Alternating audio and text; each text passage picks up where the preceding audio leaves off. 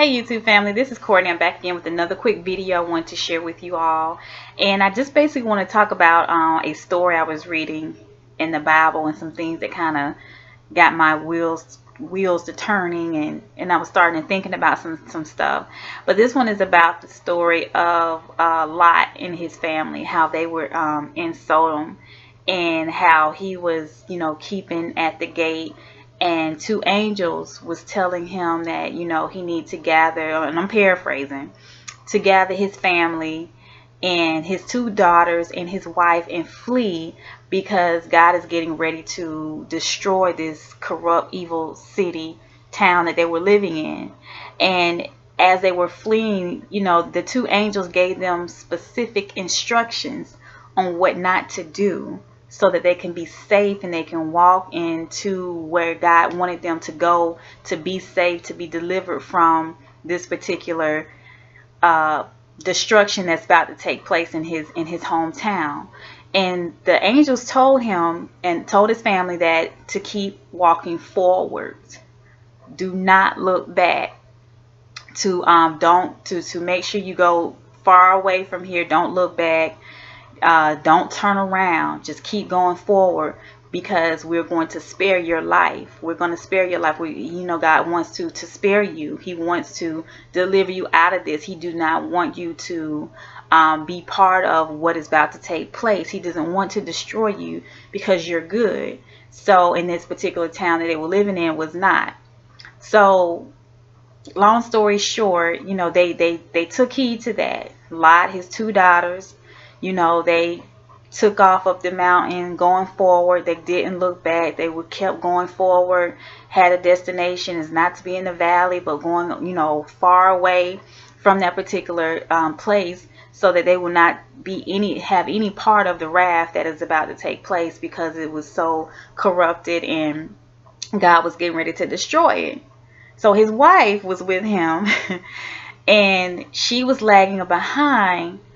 And for some reason, she turned around. And when she turned around, she instantly turned into a pillar of salt. So when I was sitting there thinking like, okay, but Lot and his two daughters didn't. They kept going. Of course, they probably felt or knew what happened, but they didn't turn around. They were still being obedient. They still followed directions. They still kept the words, and they kept going forward. They did not look back. They did not look back in their past. They did not look back at what was or what was left. Now I'm sure there probably was some anxiety or some type of a little bit of regret or kind of a sympathy moment, because that's where they were living. All their possessions, maybe some memories amongst themselves that they had, and all of a sudden they had to automatically flee. And I'm sure they wanted to turn around and see what happened to mom, what happened to wife, but they knew that they had instructions and they wanted to be obedient. They kept going. Unlike Lot's wife, she didn't. She turned around and she turned to a pillar of salt. So as I was sitting there and I was thinking, I was just like, wow, we can apply that particular story into our everyday life. How God has given us instructions, and delivered us for some things in our life to keep forward and don't look back. I delivered you from that past abusive relationship. Don't look back. I delivered you from that particular job, that particular, place. Don't look back. Keep going forward. I delivered you from all of your past hurt, all of your past pain, all of your past disappointments. Stop dwelling in the past. Don't look back. And this could be mentally looking back in your past, dwelling on things of what was and how it was and what it could have been, and creating the story all over you again. He's telling you to forget that. Don't look back. Don't look back. Keep going forward. Keep thinking forward. And even if it was a relationship that you thought that was going to be a healthy relationship, even deep down inside you probably knew that it wasn't, and that it was best that you did not proceed on with it, because it was going anywhere and all it was doing was weighing you down and hurting you mentally, physically, spiritually, financially, and emotionally. And God delivered you from that, but yet you want to look back. He's telling you, don't look back. Keep going forward. Keep going forward. I'm going to deliver you out of, I delivered you out of this. There's no reason for you to entertain those things anymore. There's no reason for you to keep going back to those things. There's no reason for you to keep hurting and breaking your own heart by reliving those thoughts again. So don't look back.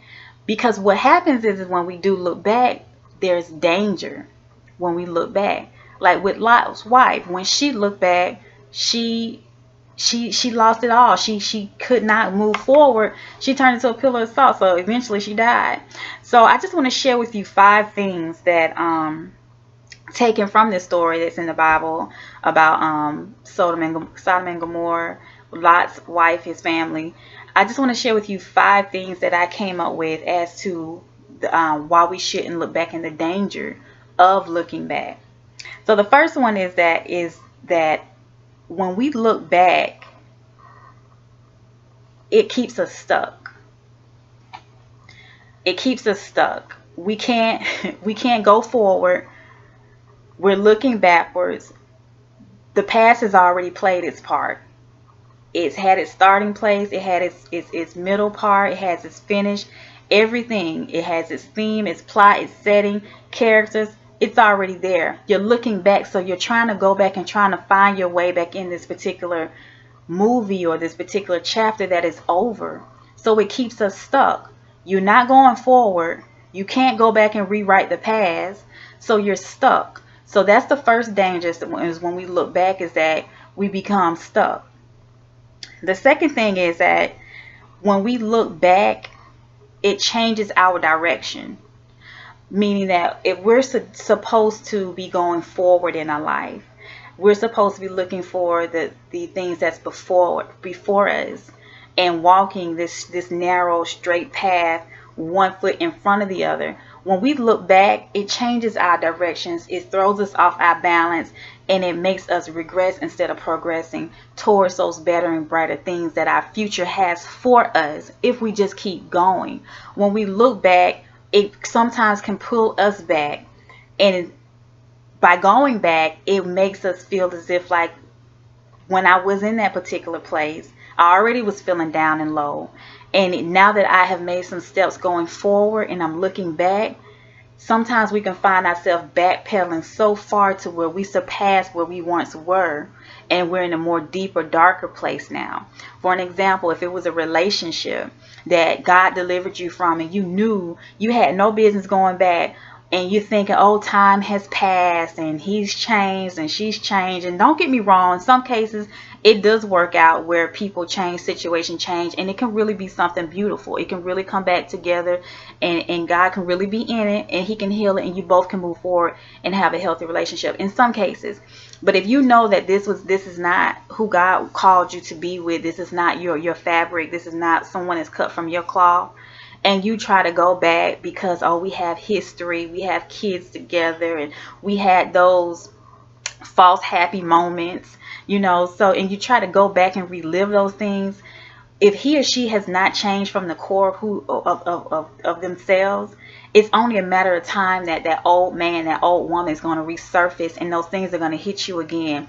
And the reason why it's going to hurt you even more by going back is because in your mind, you have already thinking that they've changed, because they've only presented to you their representation again that they've changed. But because that thing of whatever it is, who they are, is still there, it only was laying dormant. It only had its mask on. And once he or she gets you back into the past with them, or trying to relive the past again, the mask is coming off, and they're gonna and you're gonna become real familiar who they were, who they are, which is gonna be a reminder of who they were when you were with them in the beginning. So looking back, it is not a good thing. It changes our direction. So we don't want to do that. We want to continue to look forward. So that's the second thing. The third thing is that when we look back, it leaves you isolated. When you think about Lot's wife, when she was already stagnant a little bit, so by her kind of lagging, I can only imagine that she probably had some type of second thoughts about just upping and leaving my home, my life, my friends, and things of that nature. So it kind of probably already put her in had a sour taste in her mouth. And so when she did look back, her family was, her husband and her 2 daughters were, going on. But when she looked back, she got stuck. She stayed there. So she was isolated all along. If we look back, God may have blessed us with some people in our lives who are really for us and who really is cheering for us to keep going and to move forward, and your better days are before you. Your latter years are going to be so blessed and be filled with so much abundance.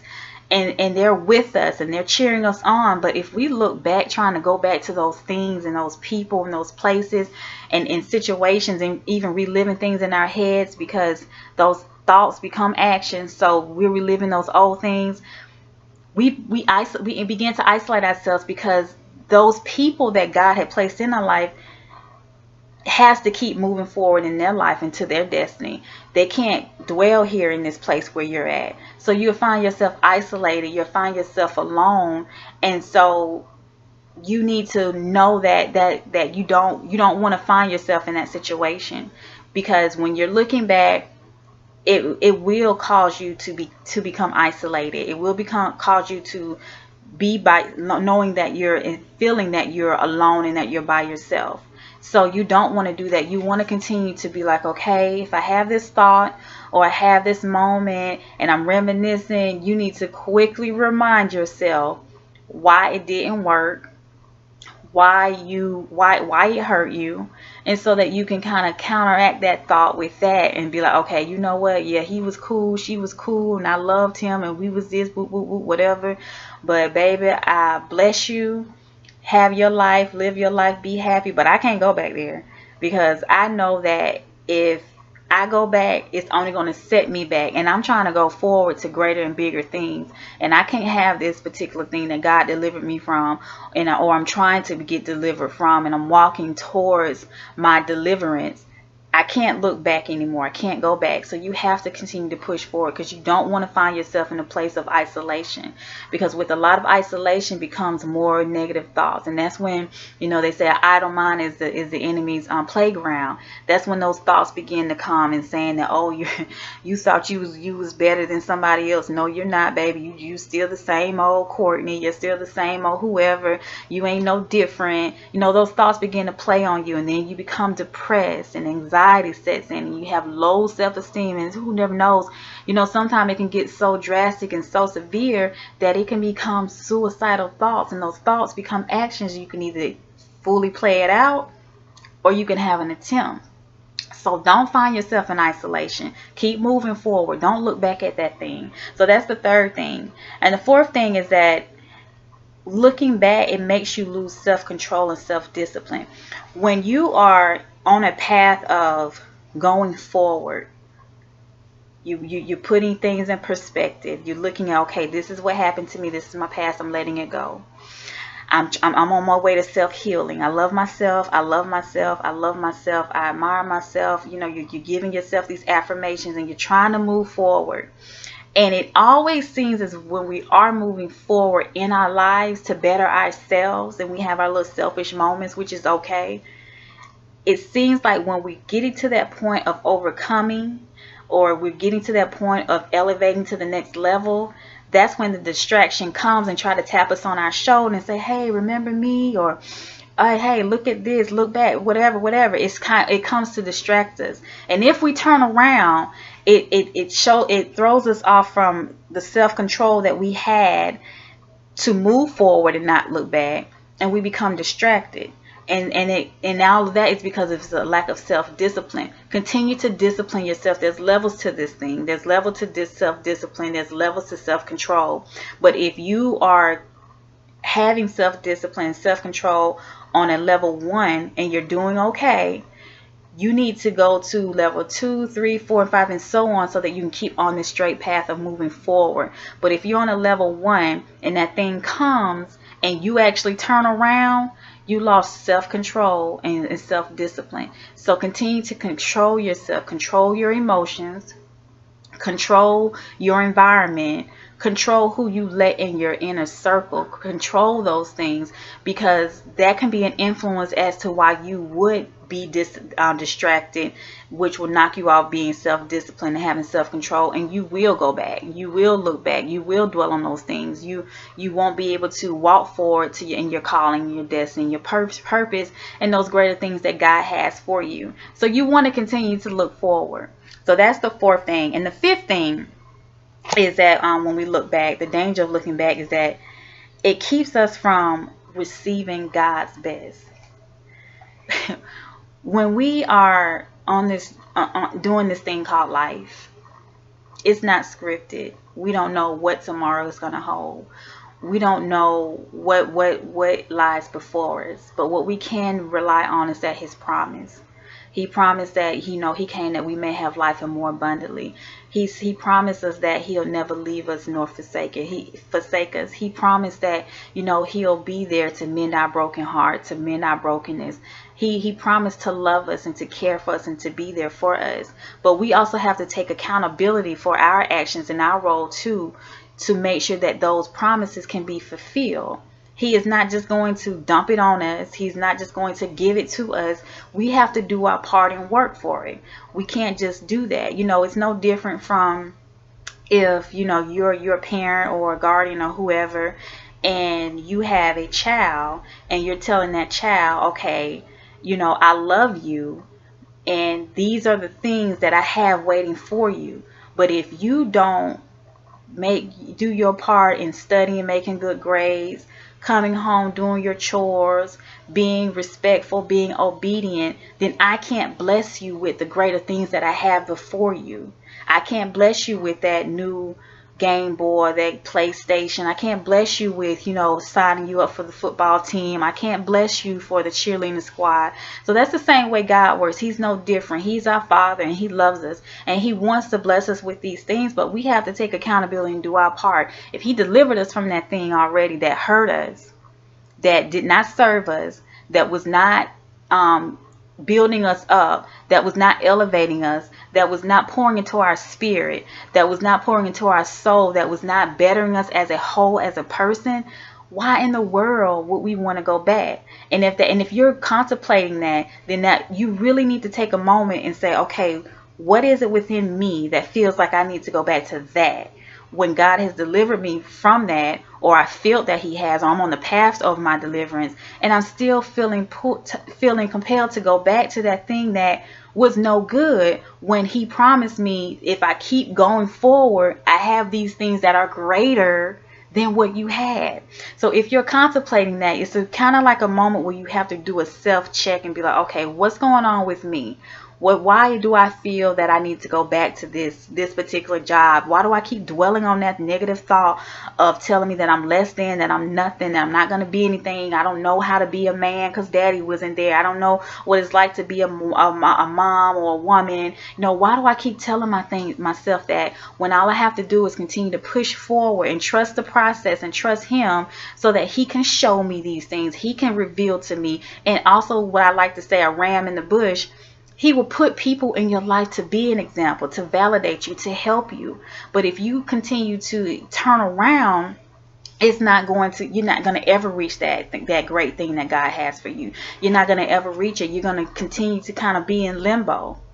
It's like playing double dutch. You don't know when to jump in. You're going to always find yourself, okay, I want to move forward.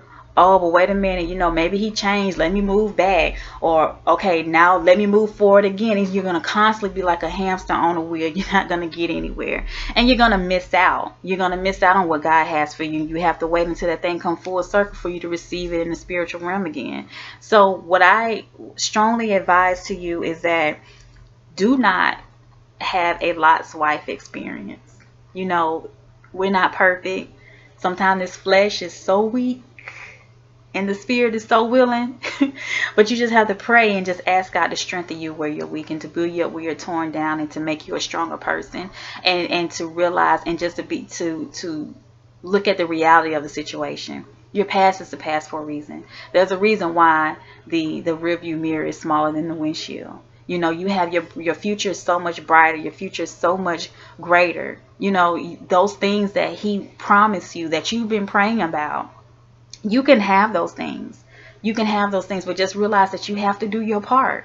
You have to do your part. Like I said, it's no different than we as parents. I'm not going to bless my child with some new pair of shoes or a game or anything that they want to do if I come home and they have not followed my instructions. They have not followed my commandments. They have not, you know, kept their room clean, taking out the trash, treating each other with respect and love, disrespectful, cutting up in school, not doing right. I'm not going to reward bad behavior, and neither is God. I love them.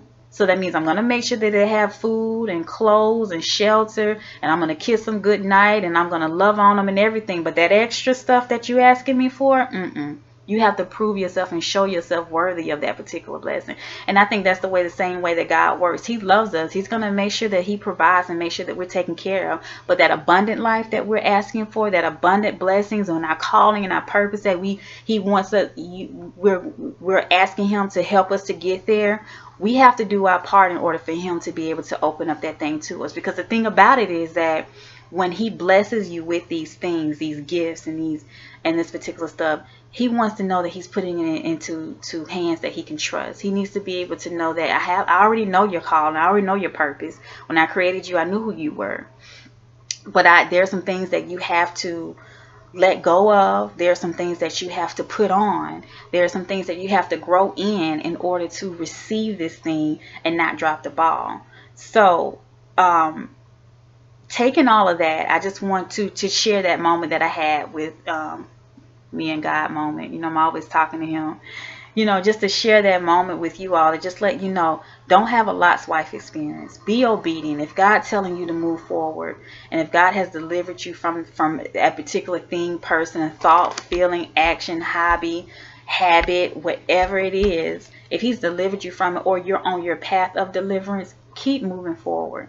And be honest and be vulnerable with God. If he's like, you know what, God, I'm weak in this area, you know, my flesh be wanting to do this and wanting to go there and act a certain way or whatever. I'm weak in that. I need you to really help me, because if you don't step in, I am going to go back. You know, be honest with God. You know, I do it all the time. Lord, if you don't step in, I'm about to say something. I'm about to act in a certain way. Old Courtney is about to come up. You know, she is going, and every now and again, if I can be perfectly honest with you, she rears her ugly head. But all that does for me, instead of beating myself up about it, is just let me know, okay, Courtney, you got to work on it a little bit more. You got some work to do. You haven't been completely delivered like you thought, or you have not, you not have been completely healed like you thought, because something is still there. Something is still stinging. Something is still brewing there when that particular thing comes and triggers you. So count it all joy. I hope and pray that this particular video blesses you the way that it blessed me. And I just want to share that story with you, and just to let you know to keep looking forward and to love yourself enough to know that you deserve God's best. You are his child. You are the son, the daughter of the king, and he lives in you. You are a part of God. So trust and know that you're not supposed to be down here settling for the mediocre things and the superficial things of life. You're supposed to be elevated. You're supposed to be that light. You are that light. So it's time to peel those things off. Let the past go. Like I said, divorce your past. Engage in your presence so that you can marry your future. So I pray that this video blesses you the way that it blesses me. And if you feel compelled to share it. Take what you need from it. What you don't need, exit out, tweak it, make it work for you. And I just pray that you continue to love yourself and know that you deserve the best. And remember that self-love is truly the best love.